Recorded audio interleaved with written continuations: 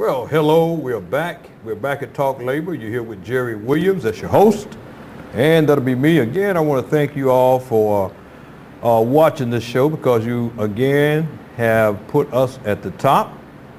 And you know, there's a lot of TV shows at this network, but you put Talk Labor at the top again, and I want to thank you. Great viewers out there, and not just in Chicago, not just in Illinois, not just in America, but around the world. You see this show and you talk to your friends about it. I tell you all the time, and you keep this in mind, that this is your megaphone. When you want to say something and you can't get it out, where do you go? You go to Talk Labor. Come to Talk Labor and other shows like that. Because if you see things that are happening that are wrong, you see things that are happening that you know are detrimental, you know, don't hide your head in the sand and pretend like it don't happen. Come out, talk about it, because if you don't talk about it, it can and will become a quiet injustice. And it can devastate you, your family, and all your friends around you. Okay? But come on out and talk about it. This is Talk Labor, and here's where we speak out about any and everything. Things going on in the neighborhood, things going on in the city, state, the country, and nationally. Because this is America and this is where we reside. Now, I got a great show for you tonight. You're going to be entertained by a brother that's going to interview me. He says he wants to ask me some questions about some things, and that's fine.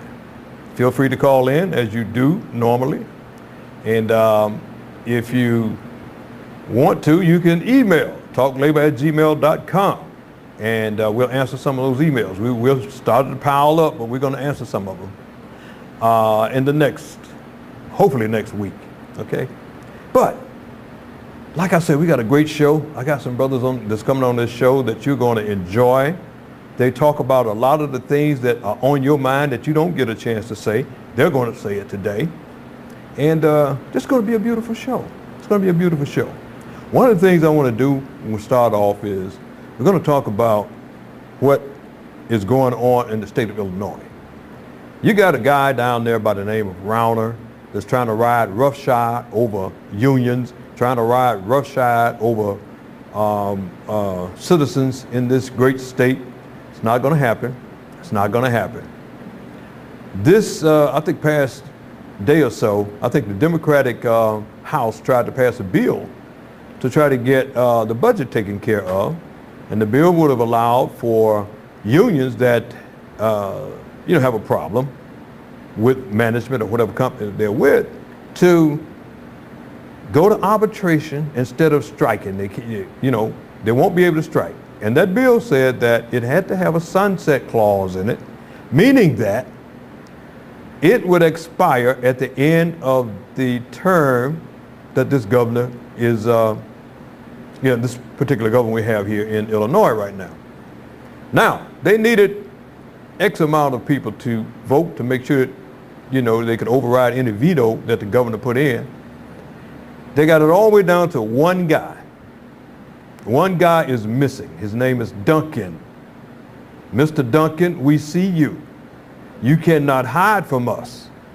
And I tell you what, Mr. Duncan, if you don't make it there to be that deciding vote, Mr. Duncan, you won't be voting anymore. You won't be voting anymore because we're going to take you out of office. That's the way it works here in the state of Illinois. We're not like Wisconsin. You don't just take over and do what you want to hear. Mr. Duncan, do you hear me? Watch what I tell you. Haven't failed yet. It haven't failed yet. So what we're doing, we're not going to allow the city. Let me give you an idea of why you must have unions. You must have unions. The city at the Chicago Public Schools, they wanted the teachers to take a 7% pay cut, meaning that they wanted them to pay all of their pension contributions. Now they pay 2% and the city pays 7%. Been nothing like that forever. City says, well, we don't want to pay anymore, so we want you to pay it all. Teacher said, no, we're not going to do that. It's a pay cut. What the city did was all non-union people that work for CPS, they said, okay, we're going to force you to pay. And they did. But they are not in a union, so they don't have any recourse. They just got to do what the city says.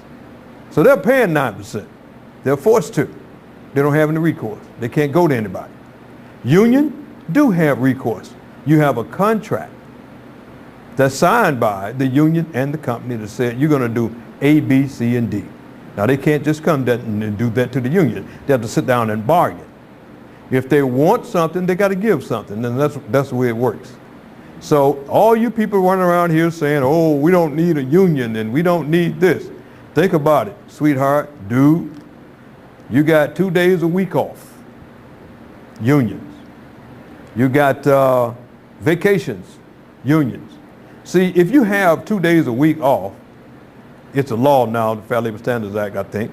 But if you have those days off, you have overtime, you have vacations, you have pensions, all that's you got as the contribution from the union. Now, if you don't have a union, let's just say you have those things, the company can tell you we're going to take all of that because you know what, we're not making enough money for ourselves, so to hell with you, we're going to do it. And there's a damn thing you can do about it. Okay? Because you don't have a union. So that's why I tell people don't buy into that garbage. Oh, you know, unions are A, B, C, and D. Because they are good for America. Unions were the reason why we had the middle class. We're going to talk about that. I got a brother here today that he says, hey man, can I interview you since you wrote a book about unions? And I said, it's not a bad idea. I don't have a problem with that. His name is Brother Ronald Roach. Ronnie, how you doing, buddy?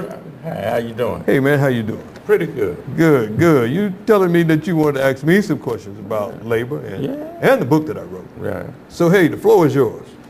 I've known you for about 37, 38 years, and question what motivated you to be a part of the labor movement? You know what? When I was a teenager, 16, 17 years old, Okay. there was a voting situation, and I was down in Mississippi because I had left Chicago and went to Mississippi when I was 13. I finished high school there, and they didn't have people didn't have the right to vote. Right. That was in the 60s, Right. mid-60s, and so they asked some of us teenagers to come help sign people up. I couldn't vote, but I could help sign people up, and I just got enthused by that because I'm saying, wait a minute, you tell me we're all Americans, but we can't vote and you can? So that's how I got involved with, you know, some of the civil rights. Okay. And when I came to Chicago, I came up here and went to college, and I started at Roosevelt, and I was majoring in music, but I also studied labor, and I just got overwhelmed by labor. So I got really involved with labor and labor unions and the labor movement. So you've always had a passion for labor? Always had a passion for labor. Well, I've known you, and I've seen you've always been a go-getter, and since I've known you, but after that you wrote a book a couple of years ago, excellent book. So what motivated you to write the book? Well, you know, one of the things that happens, even though the unions are out there for people, there's been a steady attack on unions for 20-something years, Brother Roach. And they're taking away damn near everything that was gained by unions. And my thing is that if people don't know it, and I'm talking about the younger people coming in, if they don't know what they had and what was, you know, what the past had for them, it can easily be taken away, and that's what's been happening. They've been taking away daily minimum guarantees, all kinds of things from union people. And I could spend a week telling you some horror stories about what management is doing to unions now. Okay. We went from 23.4% unionized jobs in America in the 70s down to about 7-point-something unionized jobs now. Today? Today, yes. Yes. So you talking about we've lost over 80%, close to 80% of our unionized jobs? Yes. It's been a steady attack, not just by management, but by the media. If you look at Meet the Press, if you look at Talk with George Stephanopoulos, There's no more meet the press. There's meet the Republicans. That's all you see on there. Republicans. You may see one Democrat every once in a while, but they don't allow them to express anything. They have 3 or 4 Republicans on, and it's a constant attack on unions, labor, and middle-class Americans. And they try to split you up and make you fight each other. Black fight white, white fight Hispanic, black fight black, white fight black, white fight white. You know, that's to split you up so that they can control. And that's what's happening right now. Okay, a question. If I'm a black Democrat and someone else is a Republican and we're both poor, how does the status quo of the powers that be look at both of us? As poor, and that's where they want to keep you at, poor. You know, the Republicans are good at this. They'll accuse you of doing what they're doing. Okay. That way you have no argument. Like what they're doing now, they're trying to turn America into a third world country by making it rich and poor. You understand? Right. They want to make it 5% rich and 95% poor. No middle class. You know, if you're rich, you got it. If you don't, you know, tough for you. Okay. Now, the book, how pertinent is it today? I mean, the book that you wrote, how is it, how much needed is it, in your opinion? It's needed, it's really needed, and others like it. But this book here is one that you don't just read and throw to the side. Okay. This book tells you what happened, how it happened, what was taken away from you, and how you can get it back. You know, and the big way of getting it back is to vote. Okay. People don't understand how powerful the ballot is. Vote. Like the situations that happened in Ferguson, Missouri. Right. None of that happened if those people had voted. I told them, shame on you. You didn't vote. If you had voted, you would have had a mayor that reflected the majority of the people in Ferguson. You would have had a police force that reflected the majority of the police force in Ferguson. And your judges and your state's attorneys would have reflected that. But no, you don't do that, and this is what happens. Chicago, same thing. Okay. You're strong in the labor movement, and you were the only, as I recall, 3-term president in the ATU in the city of Chicago. Well, in transportation. In transportation, ATU Local 308. Right. Has never had a president that sit as long as I sat as president. Okay. And I'm very proud of that. Okay. Because that signifies that the members were very pleased with the work that you did. Okay. If you go back and look at it, you'll see a lot of things. If you look at the contracts, you see a lot of things that I did as president. I'm one of those people that don't like to toot my own horn, but did pretty good. Wow. Got them the highest pay raise ever, my first contract as president. Okay. Then I doubled that, the next contract as president. And and didn't lose anything. That's the key. If you get a pay raise, a percentage of pay raise, and you turn around and give it away in benefits, in health care and stuff like that, you didn't get a pay raise. Now that, when I was president, I got a $3 an hour pay increase. Okay. Didn't get any increase in health care or anything like that. As a matter of fact, I got additional family days off for funerals, work clothes allowance. Right. And I got the retirees the first real pay raise they ever got. Now, what I say about that, I got them the first pay raise back the first time. It was a little small one. But this pay raise here, when they say, when a retiree tell you, if they retired after 2001, I got them the biggest pay raise they ever got, Brother Ross, because I took the formula from 1.85 to 2.15. That's the largest it's been ever. As a matter of fact, it was never increased. You know, they gave them windows to jump out of, but they never increased the formula. And the cap, I raised that from 62.5% to 70%, meaning that if you stayed your maximum, you know that because you got that money. If you stay your maximum, 70% of whatever you were making is what you will get when you retire. So if you made $100,000, you get $70,000. And I know a brother that made $128,000. He's making $88,000. Yes. You know, and he deserves it because Right. he worked like that. And the formula went from 1.85 to 2.15. That meant that, say for instance, if you retired with a $50,000 average, you would get $5,000 more than the person would have gotten that retired before you. So you got a $5,000 raise after that 2001 contract. That's the way you negotiate. And you don't just negotiate with the company. And this is where unions screw up at. You got to get with the community groups. Okay. And I got with them. And I got with one that had a young man in there by the name of Barack Obama. Okay, yeah. He worked in that group with the Neighborhood Budget Capital Group. We worked on things together. He was a state senator at that time. And he was asking if I could support him, which I did. And he came out and became, of course, the President of the United States. If I'd have had hindsight, I was like, I should have gave him more money, man. You know, maybe he would. Right. But one of his chief persons and chief staff persons is Valerie Jarrett. All right, right. And she's a very good friend of mine. I got to know her and we worked together.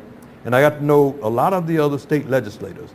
You have to do that as a union if you want to preserve your rights and your bargaining, because, as I say, your biggest weapon is what? The ballot. Vote. They understand that. And you really have to follow through. To put it in layman's terms, you can't be closed-fisted. A Cannot. closed mind. Cannot. Okay, the title of the book is Ungrateful, The Rise and Fall of Labor Unions. Now explain to me how did that title, Ungrateful, come about? Well, when you do a lot of good things for people, they seem to take it for granted as if this is what you're supposed to do. You know, so I don't have to participate. I don't do anything. Give you an example. ATU Local 241 in Chicago. Okay. I noticed over the years, after their president, Mr. Thomas, Isaiah Thomas, left, he passed away. When he was there, they had a quorum all the time. They had 7,000 members. You only needed 100 members to have a quorum so that you can do business. They always had a quorum. After he left, they couldn't get a quorum anymore. 7,000 members you couldn't get 100 out of 7,000 members to come to the meeting to take care of the union's business. So what happened? The board members and the officers just did what they wanted. And some of them got caught with their hands in the cookie jar. You know, and some charges were brought on them and they were kicked out. The International came in and took over. But union members have to realize what that word means, union. They are the union. Together. Yeah, when they got a misconception about what the union is. They think the union is the officers that work there. No, they're the representatives of the unions. You are the union. So they got to understand it's the same as the President of the United States and the government here. You have these knuckle-dragging Neanderthal Republicans running around saying, we hate the government, and the government is the problem.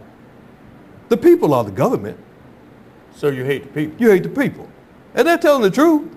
They're telling the truth. The people are the government. So they hate them, and they say, well, and we need to destroy the government. We need to destroy it as we know it. This guy, I forget his name, one of the big Republicans said, we want to throw the baby out with the bathwater, talking about the government. Well, let's see. What does the government do? They provide firemen when your house catch on fire. They provide policemen, although 15% of them are nuts, crackpots, but 85% of the policemen are good people. They provide highways for you to drive your cars up and down there. You know, they provide educational facilities for your kids to get education. This is the government. They provide Medicare for you when you get old, Social Security. They provide the post office. I mean, everything that we do, the government have hands in it and touch it. But they say they want to get rid of it. Only the part that they don't need. Now, the parts that they need, they want to keep. So my thing is, if they want to be out of the government, they don't like the government, bug off, but don't drive down our streets, because we, the government, we own those streets. Don't use our fire department when your places catch on fire. And don't use our policemen when people come and steal your stuff. So that's what people got to understand. You're the government, vote. These people you treat them as if they're gods, these representatives. That's all they are, representatives. And when they don't do their job, what do? You fire them. How do you fire them? You vote. Yeah, that's why I wrote that book. So the term ungrateful is pertinent to what you do, and people don't realize how much you do. And in essence, they don't appreciate what you do. Oh, that's true. That is true. You do. You're true. You're right about that. And people ask me a lot of times, Jerry, why you do it? Even when I was president, the money wasn't the driving force for me. It's the fact that I've done this all my life. If you remember, I said when I was a 16-year-old, I couldn't vote. But I didn't like seeing my auntie not being able to vote and my people not being able to vote, so I'm a fighter. I'm always for the underdog. I think that everybody should be given a shot. I don't think anybody should be given anything. Go out and get it. But don't prevent me from getting what I'm entitled to. So that's what I mean. People are ungrateful because they do, like you said, you do a lot of things for them, and they just don't appreciate it. But you just continue to do it. You continue to do it. If you see a person walking off a cliff, you let them know that they're walking off that cliff. Right. Hey, don't do that. Stop. I'll throw you a rope. Well, come on, jump with me. I'm not jumping with you. I'll see you later. I mean, But that's the way it is. I read the book, did some research, and I looked at it, and I'm asking you this.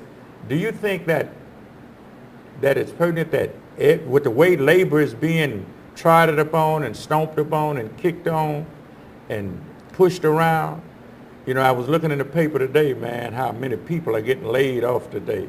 Heinz Ketchup, Heinz, yeah. and other, they merged with someone else, and they laying off 700. Mm-hmm. McDonald's is laying off.